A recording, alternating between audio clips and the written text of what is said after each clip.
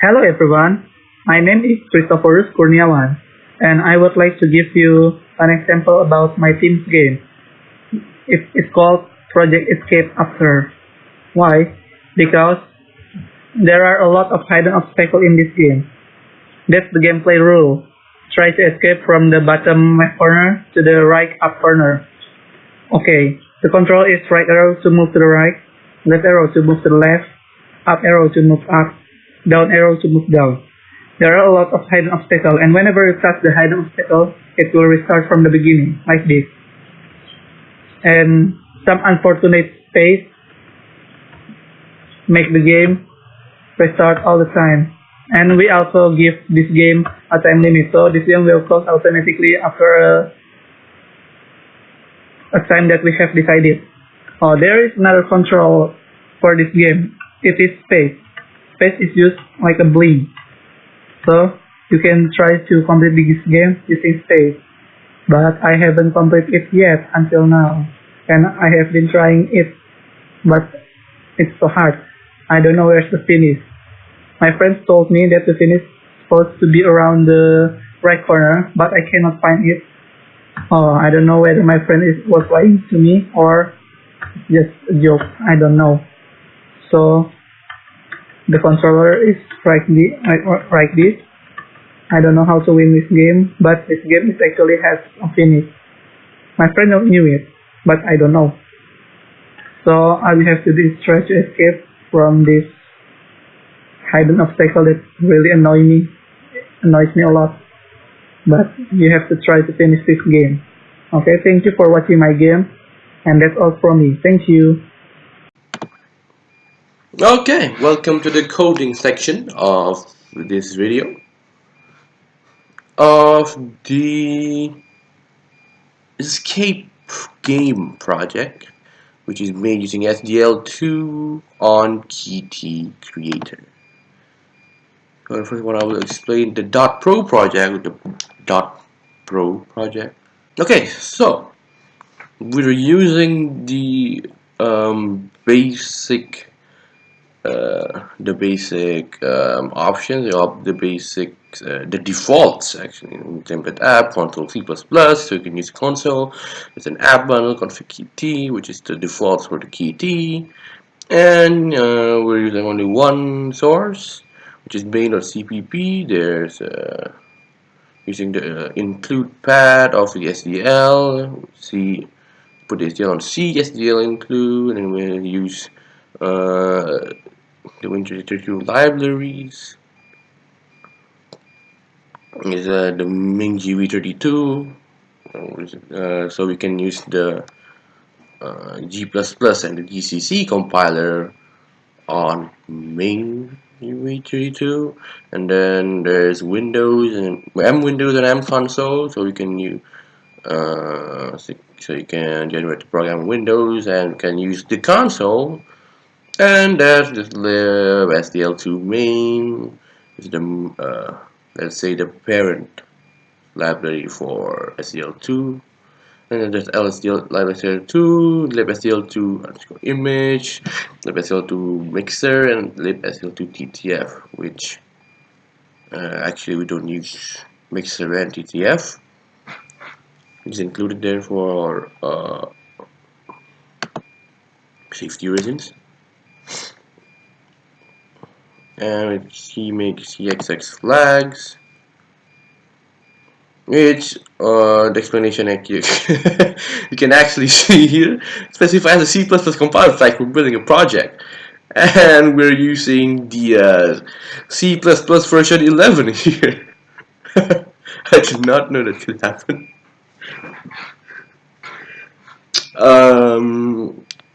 Okay, so the first 21 lines is self-explanatory. We include all the headers, so we can use the DLLs and the whatnots for the program. There's IOStream, FStream, SLH, image, mixer, TTF, time.h, which will be used for the game's timer. So, like you have seen earlier, the game has a time limit. So without time h, could not generate the time. So the first function you've created here in line 23 is error 1, which basically prints an error if an error occurred. So we would not write these two lines all over again. And there's two structs, three actually: the struct character, struct operator, and class timer. Class in C++ functions the same as struct in C. So there's the struct character. In structure there's SDL_rec_pos, which is the character's position, and there's integer skill 7, which is the character's skill to blink. As you have seen in the game earlier, the character can blink, which is jump forward, like almost teleporting to a certain position. And there's struct obstacle, which actually defines the obstacle in SDL_rec_ops.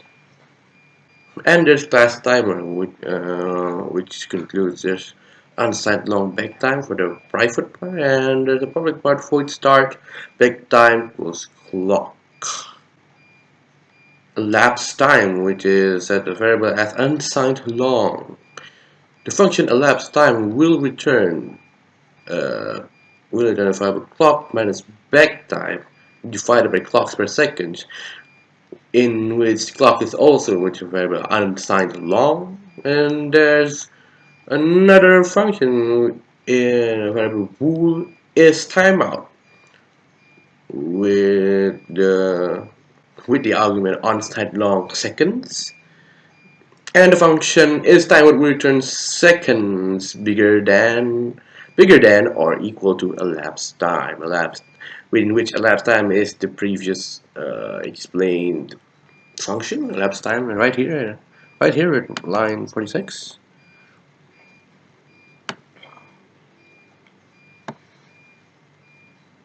Okay, I'm sorry, there's still clutter here. I haven't cleaned the code yet. And there's void obstacle. The next function is void obstacle 1, which there's argument obstacle as array integer n. This basically create the obstacle. There's a function. It's a function to create the obstacles to be called later in the main function. So we would not have to make this whole code, copy this whole code into the main function like anymore. So you can just, if you want to create an obstacle, you just call this function. So we will not have to write multiple codes. That will be so tiring. In line to 75, there's constant with W800, H600, and frame rate 30. That's for the window, the game window. So the game window has 800 width in size, and has an 8 of 600 in pixels. So it has 800 pixels in width and 600 height in pixels, and the game itself has a 30 per second frame rate. Well, 30 frame per second, as the gamers would say. And there's constant long happy time equals to 5, and there's integer fin game equals to 0, which will be used to determine if the game has ended or not. And another function here is void limitation.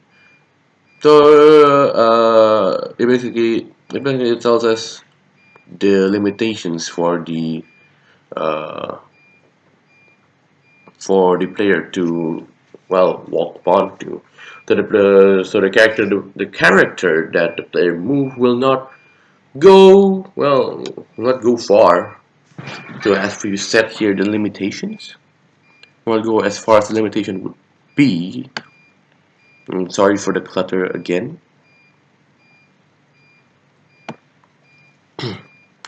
So many clutters here. Okay, and there's void limitation. There's another function, void limitation.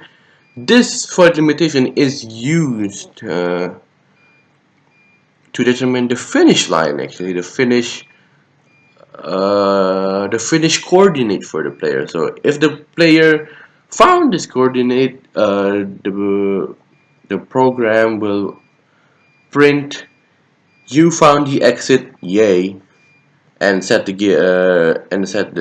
what's that integer fin game into 1, which means the game has ended on the console,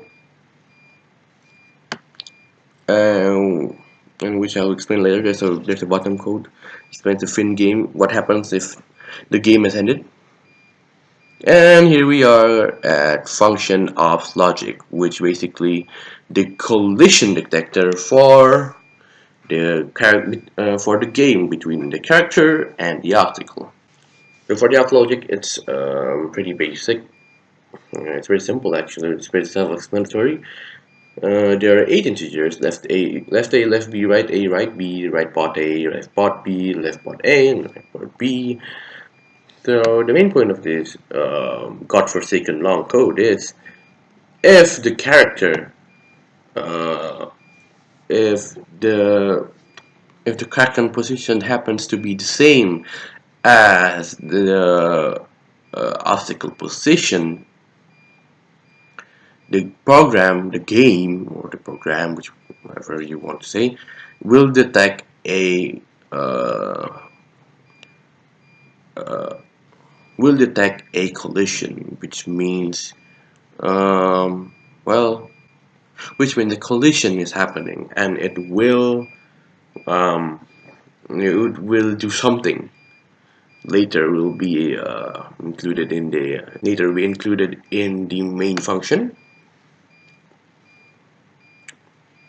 And now we go to the main function.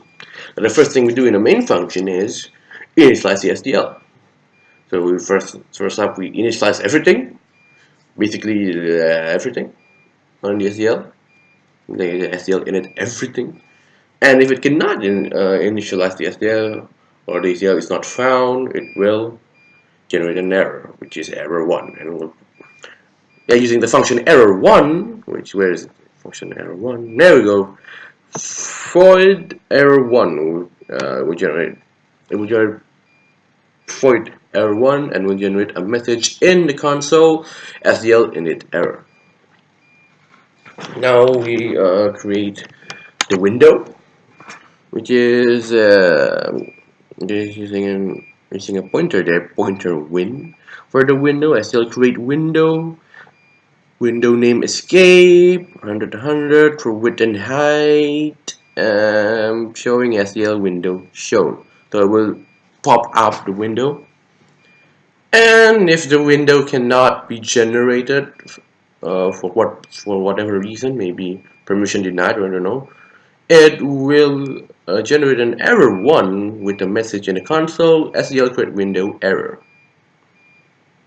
The next up is the renderer, so we can put images there. SDL render with pointer ren, SDL created a renderer, win points to the window earlier, point to win. SDL render accelerated, SDL render prevent VSync. I'm sorry. The SDL renderer present VSync. And if our program cannot do that, it will generate an error 1, which generates the message in the console SDL create error. And so the next up, we will load the images such as the background right here, using SDL surface with the variable pointer sur. Image load background PNG, and if it cannot do that, it will generate an error. SDL create SV surface error, and using SDL texture with the variable pointer PG, it will render the image on the renderer that we have used earlier, the window, the pointer ren. So it goes to ren, sir. Sir as in the image surface we used earlier, and ren is the STL renderer we used earlier also. And there's char.png, which is loaded in sir. So using this code, the character will appear on top of the PG, which is we have we have defined earlier. And if it cannot do that, they will generate an error 1 with the message on console STL create RGB surface error. It's a pretty same thing, like the same thing as above, as the aforementioned above. And there's line 166, which as unit rate ms. What rate ms is will be defined later in the code. There's ideal event escape, which defines the event, which named as escape here. And there's a new object for the struct character, which is player, which is explained, which is defined here. And with it are the position, and with it are the player's position and the player's height and width. We set here 1599, 175, and then there's dx, dy, which will be used for the movement of the player, and the stat process, and use for the stats player, and the direction, where the direction of the character, and the size, which is defined here as 2, and there's pause 0, which is set 0 here. And there's a new member of the struct obstacle, which is struct obstacle at line 33. We set here as block 1 with the size of the array size, which is here set as 2. And at line 179 we create the obstacle. We define the obstacle using the function. The function create obstacle 0, 1 as per such in here for create obstacle 0, 1. Using the size of the obstacle S is block 1, which is here. It is defined here at line 178 with the integer end of size, which is 2. And with it at line 180 is defined the boolean run equals true, which actually defines the game is running. And then there's the timer, where how many seconds the game will run is 30 seconds. It's set as set here using an unsigned long 30. And there's timer T and timer win for the class timer at line, where is it? No, wait. At line 38.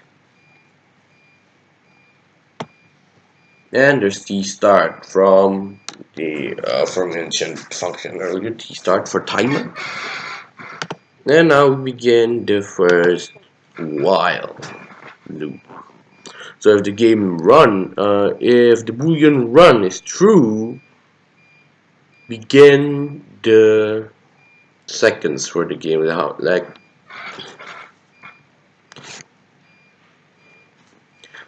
while boolean run equals true,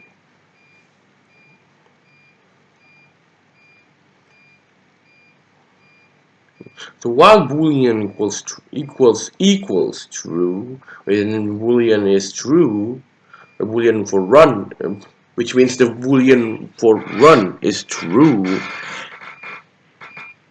and if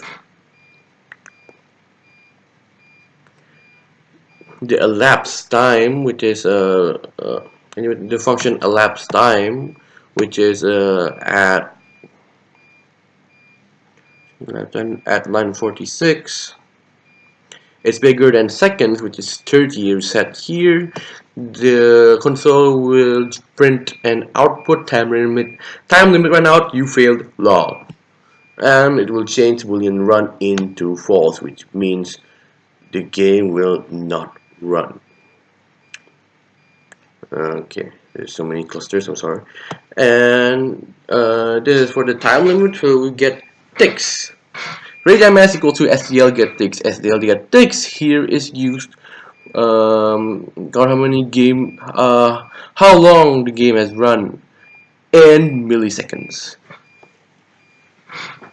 There's a second while, the while loop, which is used for the character's input, which is the character's movement inside the while loop.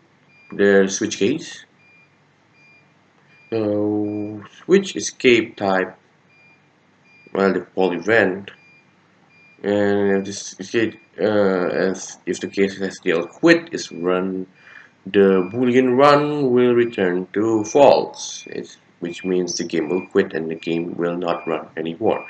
And then there's SDL key down, that's for the key inputs. Inside the case there's also a switch for the scan code, or escape key scan code. And for the case SDL scan code F1, so if the player presses F1, the console will generate an output of reset, and it will reset the character's position as per such defined here. The player position is set into 1, the player position while 599, the player skill will be reset to 7. The player skill, as you maybe have seen earlier, is used in the game demo. The player can blink, but it is limited for 7 times only. And I will set the direction to 9 and set that process to 1. And the scan code left, which will move the character left, which increase the character's position into -1, the DX. That has process to 1 and direction to 1. And the scan code right, that moves the character right, increase the DX by 1. Start processing becomes 1 and direction becomes 0. And the scan code space, the button you use for blinking. The set here, if the player skill bigger than 0 and the director equals to 0, and the DX will become 100. So the character will move 100 pixels to the left. And this blinking power-up can be used in any direction. So as per such, you can see here there's 4 directions. Direction 0, direction 1, for 4, direction 5. That's for left, right, up, down. And all of them move by 100. So the blinking power up moves the character by 100 pixels. And after the blinking has been done, the player scale will decrease by 1. If we use the blinking once, the player skill will decrease to 6 as per set earlier, 7. And if the player skill has reached 0, which means it is not bigger than 0 anymore, the console will generate an output of "too bad, you only can use blink for 7 times only. Press F1 to reset the game." Which basically means tells you to reset the game as per defined earlier in scan code F1. Reset the game, reset the player position and the player scale also, so you can blink more times. And here's the SDL scan code escape. So if you press escape, the game will run false, which basically means you can quit using the escape button on your keyboard. And here's SDL scan code up, which moves character up, minus decreasing the dy of the character by -1, dx to 0, direction to 4, the scan code down, increases dy to 1, dx to 0, and direction to 5. That's the end for, yeah, that's the end for the character input, the while loop for the character input. And here's 4 lines of code to determine for the sprites. So as you can see, maybe in our resources that you will see later, we are using a sprite sheet, which is basically a set of images preset in one image. It's a big image. Wait, I think I saved. Yeah. Wait, I think I have still the file. I still have the file. Yes.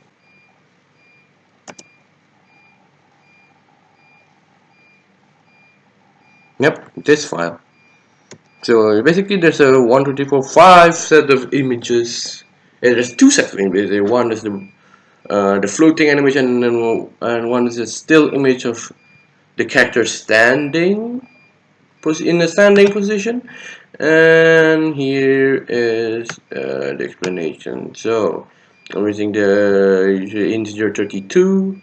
Sprite up will divide rate ms into 1000 milliseconds.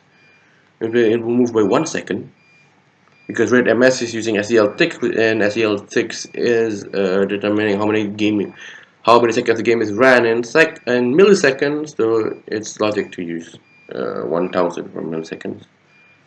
Then using the modulus 1. The modulus 1 meaning the modulus 1 here is used to determine how many blocks of the sprite sheet will be used. Same goes for the sprite right. In here I use 30 in here we use the 300 millisecond. That means 0.3 seconds. Yeah, and it goes by modulus 4, so we're using four sprites for the character. So basically, what I'm trying to say is we're using 4 frames. And as we define STL right rect, we time the sprite right right here, the integer 32 sprite right. We have to find it here, right here, times 41. This 41 is the integer for the width of the image that we are going to use. That's for touch right here, It is 41 pixels, and the second integer is used to how many from where we would start to how many pixels we get to start the image from. And I set here from 0 pixels. So 0 pixels with me, it's right about here. This is 0. And when we shift into 41, which goes to the width 41 and the height 70, which means basically width 41 and height 70. 41. It's basically like this. Same goes to for the up rect. We times the sprite up, and also using a 41 width. But in here I start by 70 pixels. 70 pixels is right here. Right here is 70. And using the width of 41 and the height of 63. So that's how the image goes. And now we go to the game logic. So the game logic of direction is not 9. And now we go to the game logic. So if the direction is not equal to 9, and if the direction equals to 4, or direction equals to 5, for the turn equals to 0, for the turn equal to 0, turn lesser than 2, the player position of Y increases by dy, the ops logic player block 1. So basically checks whether the character has touched the obstacle or not. Here we're using the collision detection logic and using the limitations of the limitation function to determine whether the player has reached the finish line, the finish coordinates or not. And here we are using render copy to render. So even if we move the character, the background and the character will still appear. We set here to render the BG we had set earlier for the background. So because it does not move anywhere, so we set that to null, define null. And the bottom part is for the character, ran FB, redirecting to up rect. Right here, let's go up rect, so the character could move. If the character, the sprite would be shown if the character is moving up or down, as per certain here. Direction equals to 4, direction equals to 5. And you're using the player pause right here, so determining where the player position is. And then it's pretty much the same for everybody else. And this part, the else part of this else, the first else determines for the if the characters turn left. The player position, the player X position will increase by the X, and it will also check the collision detection, the ops logic, and also checks the limitation, whether the player has reached the finish line or not. And right here is the render copy for the background and copy for the character. And right here, the character is using right rect, so it will use here SEL right rect. Use the spreadsheet, the first line of spreadsheet I showed you earlier. It will show an animation of the character floating, and it's pretty much the same for everything else. And here's version 9, render BG null, the render copy ran FB null and player pause. The BG one is for the background, the FB one is for the character. And here's the fin game. So if you finish the game, if the character has reached the is the limitation, the finish line, the finish the finish line. If the fin game was 1 and pause equal to 0, when start as well surface so we I can say that we load the image to congratulate you, like yay, you won. As per maybe shown in the game demo earlier. And as like always, if the program cannot show after the GPG, the game will show an error 1 with the console message STL create HB surface error. Yeah, pretty much the same. And replace the background we used earlier with the STL surface pointer SIR with the image load after GPG. So the background will be replaced by after the GPG, yeah, and it will increase the pause by 1. And so render copy the background null as per as usual as per explained earlier. And here we get using the red MS to set how many ticks game has run, playing frame rate, and right here win elapsed time greater than equal to happy time. Run equals to false. Happy time here used if the game has finished. It means it's a happy time. If the happy time is met, the game will not run and the program will close. And it will set time to 0, dx to 0, and dy to 0. And after that, it will, well, clean up the mess that it has made on the memory. It will quit and it will return 0. Well, thank you for watching our video. I hope it's clear enough for you, or for anyone watching this video. And I hope you will have a nice day. Thank you and goodbye.